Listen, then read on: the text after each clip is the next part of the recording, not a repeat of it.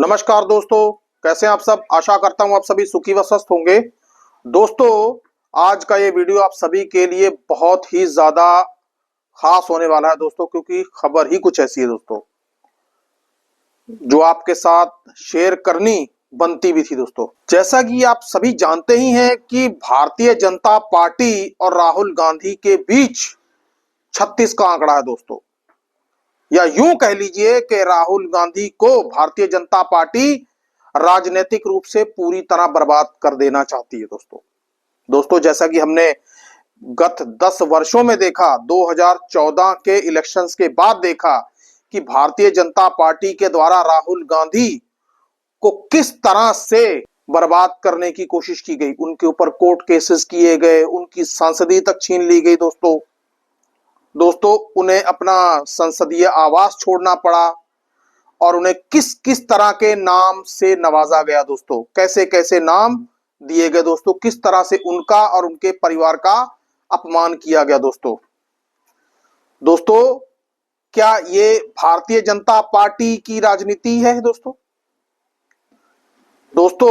जिस तरह से गत 10 वर्षों में भारतीय जनता पार्टी ने कांग्रेस के ऊपर निशाना साधा है दोस्तों, कांग्रेस परिवार पर हमला किया है दोस्तों, वो अपने आप में यदि देखा जाए तो बहुत ही ज्यादा शर्मसार करने वाला था दोस्तों।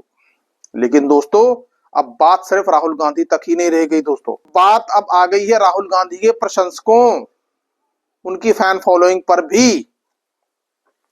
जी हां दोस्तों, आज की खबर जरा आप सभी के लिए बहुत ही ज्यादा सेंसिटिव होने वाली है दोस्तों। आपको याद ही होगा कि 2023 में राहुल गांधी ने भारत जोड़ो यात्रा, न्याय यात्रा की थी दोस्तों, और राहुल गांधी का काफिला मध्य प्रदेश से भी होकर गुजरा था दोस्तों, राहुल गांधी जब मध्य प्रदेश से गुजर रहे थे तो मध्य प्रदेश के कारोबारी मनोज परमार ने राहुल गांधी से मुलाकात की थी और मनोज परमार के बच्चों ने राहुल गांधी को एक गुल्लक भी भेंट की थी दोस्तों, जरा देखिए कि किस तरह से भारत जोड़ो यात्रा में राहुल गांधी लोगों से मिलते जा रहे थे दोस्तों। लेकिन दोस्तों, राहुल गांधी के प्रशंसक को इतनी बड़ी सजा मिली। राहुल गांधी का प्रशंसक होना मनोज परमार के लिए अब जिंदगी मौत का सवाल बन गया दोस्तों।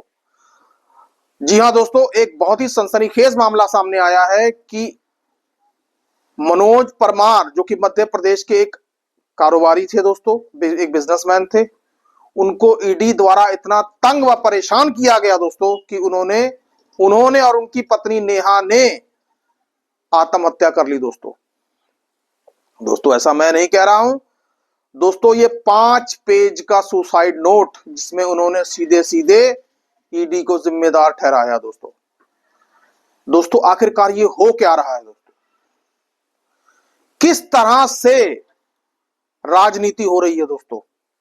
अब दोस्तों, खुद ईडी भी अब राजनीतिक खेल खेलने पे आमादा हो गई है दोस्तों, सुसाइड नोट के में जिस तरह से ये कुछ बातें हैं वो कही गई कि ईडी के अधिकारी उन्हें धमकियां दे रहे थे कि तुम्हारे ऊपर ऐसी ऐसी धाराएं लगा देंगे कि तुम्हें राहुल गांधी भी नहीं बचा पाएगा। अपने बच्चों से कहो कि भारतीय जनता पार्टी ज्वाइन कर लें दोस्तों, नहीं तो तुम्हारा बुरा हाल कर देंगे दोस्तों, बड़ी शर्म की बात है कि उनके कंधे पर अधिकारियों ने जूते रख रख कर बात की दोस्तों, क्या यही भारतीय जनता पार्टी के राज करने का स्टाइल है दोस्तों, कि यदि कोई किसी अन्य पार्टी का समर्थक है तो उसको इस तरह से बर्बाद कर दो दोस्तों। ये बात तो जग जाहिर ही है कि भारतीय जनता पार्टी राहुल गांधी के पीछे किस तरह हाथ धोकर पड़ी हुई है दोस्तों, क्योंकि राहुल गांधी भारतीय जनता पार्टी की आंख की किरकिरी बने हुए हैं दोस्तों, और एक राहुल गांधी ही है जो सीधे सीधे मोदी और अमित शाह को टक्कर दे रहे हैं दोस्तों, तस्वीरें इतनी भयावह हैं कि आपको दिखाई भी नहीं जा सकती दोस्तों, लेकिन फिर भी खबर है आप तक पहुंचानी ही है दोस्तों। जरा देखिए किस तरह से दोनों की लाश बेड पर पड़ी हुई है दोस्तों। कांग्रेस के मध्य प्रदेश यूनिट के नेता जीतू पटवारी मनोज परमार के बच्चों से मिले और उनके पुत्र ने क्या कहा दोस्तों, जरा ये भी सुनिए कि किस तरह से ईडी के ऊपर उन्होंने सवाल उठाए हैं दोस्तों, जरा सुनिए दोस्तों। ईडी परेशान कर रही है, बुला रही है, यही मुद्दा तो वही है ये और कुछ नहीं, वही था मुद्दा। बीजेपी ईडी के द्वारा बीजेपी जबरदस्ती हमको उनकी पार्टी में लेना चाहिए। वीडी शर्मा जी के थ्रू जबरदस्ती हमें वीडी शर्मा जी के थ्रू प्रेशर करवाया जा रहा था ईडी पे, और ईडी पापा को प्रेशर कर रही थी कि बच्चों को बीजेपी ज्वाइन करा। तो कौन अधिकारी आया था अभी आपके घर? ईडी वाला डिप्टी डायरेक्टर आए थे संजीत कुमार साहब। संजीत कुमार साहू, संजीत कुमार साहू आया। क्या घर पे आए थे? हाँ, कितने दिन पहले? 5 तारीख को आए थे। 5 यही 5 हाँ, क्या क्या बात हुई थे जब बात जी? उस दिन बार बार वो ये कह रहे थे कि बीजेपी तुम बहुत ज़्यादा नेतागिरी कर रहे हो, बीजेपी तुम बहुत बीजेपी के खिलाफ बहुत लड़ते हैं, मोदी जी के खिलाफ बहुत ज़्यादा बोलते हो तुम। अभी अगर तुम्हें बचना हो तो बीजेपी ज्वाइन करा दो, बच्चों को तुम्हें बचा देंगे, वरना केस ठोकेंगे कि तुम कभी जीवन में जेल से बाहर नहीं आ पाओगे। ऐसे ईडी ऑफिस संजीत कुमार साहब। अच्छा, और ये आए कब थे? 5 तारीख को सुबह 6:30-7 बजे के आसपास। तो क्या बोल के अल्टीमेटली क्या बोल? अल्टीमेटली उनका एक ही मोटिव था कि बच्चों को कैसे बीजेपी ज्वाइन करवाना।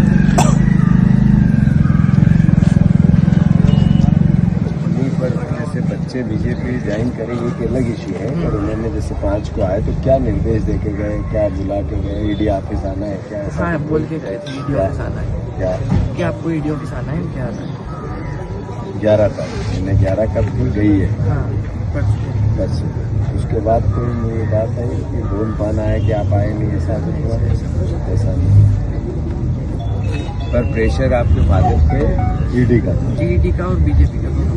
बीजेपी का कैसे था सर? वीडी शर्मा जी करवा रहे थे। तो दोस्तों आपने मनोज परमार के बेटे को सुना। दोस्तों ये वीडियो दिखाते हुए भी मुझे बड़ा दुख हो रहा है दोस्तों कि किस तरह से एक परिवार को उजाड़ कर रख दिया गया दोस्तों। अब दोस्तों क्या इस घटना पर प्रधानमंत्री नरेंद्र मोदी, वित्त मंत्री निर्मला सीतारमण या गृह मंत्री अमित शाह कुछ बोलेंगे? दोस्तों उनको बोलना चाहिए, उनको स्वतः संज्ञान लेना चाहिए। दोस्तों आखिरकार ये बहुत ही सनसनीखेज मामला है दोस्तों। आखिरकार ईडी ऐसा कैसे कर सकती है दोस्तों? दोस्तों 5 पेज का सुसाइड नोट अपने आप में बहुत कुछ बयान करता है दोस्तों। दोस्तों राहुल गांधी के प्रशंसकों को बर्बाद करने का ये कोई अकेला मामला नहीं है दोस्तों। कई सारे ऐसे मामले हैं दोस्तों। कैफे कॉफी डे वाला मामला तो आप सभी को याद ही होगा दोस्तों कि किस तरह से उनको भी कितनी प्रताड़ना झेलनी पड़ी दोस्तों। दोस्तों राहुल गांधी को लेकर अब अदालतें भी स्वतः संज्ञान लेने लग गई हैं दोस्तों। दोस्तों आपको याद ही होगा कि राहुल गांधी ने सावरकर के ऊपर एक बयान दिया था दोस्तों। दोस्तों आपको याद ही होगा कि राहुल गांधी ने सावरकर को लेकर एक बयान दिया था, जिस पर लखनऊ की एक कोर्ट ने उन्हें समन किया है कि आपने सावरकर के विरुद्ध टिप्पणी की है या समाज में वैमनस्य फैलाना चाहते हैं, इसलिए आपको कोर्ट में हाजिर होना होगा। दोस्तों बड़ी अजीब बात है दोस्तों। दोस्तों ऐसे लोग, भारतीय जनता पार्टी के कई नेता जिन्होंने राहुल गांधी को जान से मारने तक की धमकी दे डाली है दोस्तों, कोर्ट इन मामलों में कहां था? जो लोग राहुल गांधी को आतंकी बोल रहे हैं, किसी ने कुछ कह दिया, किसी ने नशे का टेस्ट करवा दो इनका, ये तक कह दिया, उनके बारे में अदालतें क्यों नहीं जागती दोस्तों? दोस्तों क्या अदालतों को राहुल गांधी का ही दोष नजर आता है क्या?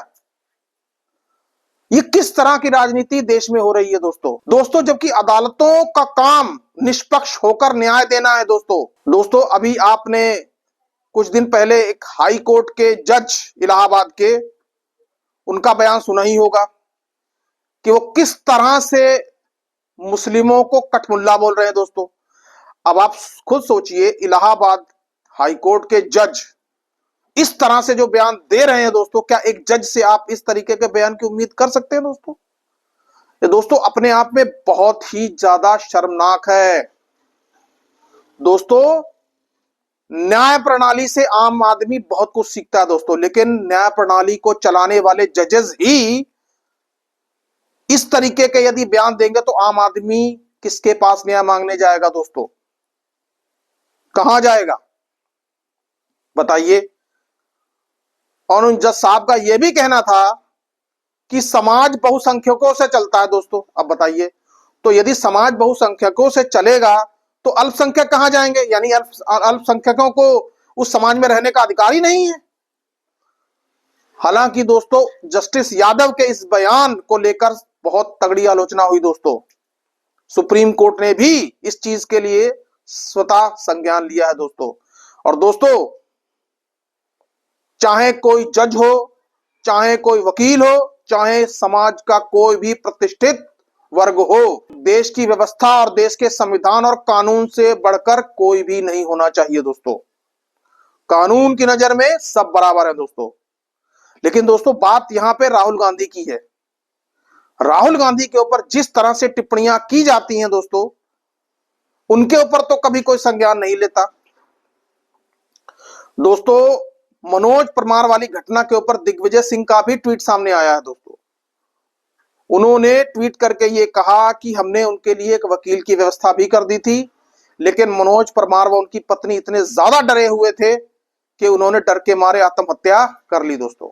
अब बताइए दोस्तों किस तरह से ये सरकारी तंत्र अपनी पावर्स का गलत इस्तेमाल कर रहा है दोस्तों।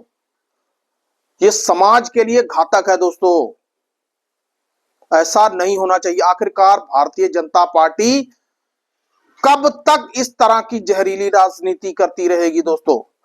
आपकी राहुल गांधी के साथ राजनीतिक प्रतिद्वंदिता है, ठीक है, राजनीति के मैदान में पछाड़िए। आप एजेंसीज का इस्तेमाल कर रहे हैं दोस्तों, राहुल गांधी को परेशान करने की कोशिश कर रहे हैं, राहुल गांधी के प्रशंसकों को परेशान करने की कोशिश कर रहे हैं दोस्तों। ये सब क्या है दोस्तों? दोस्तों जनता सब ये खुली आंखों से देख रही है दोस्तों।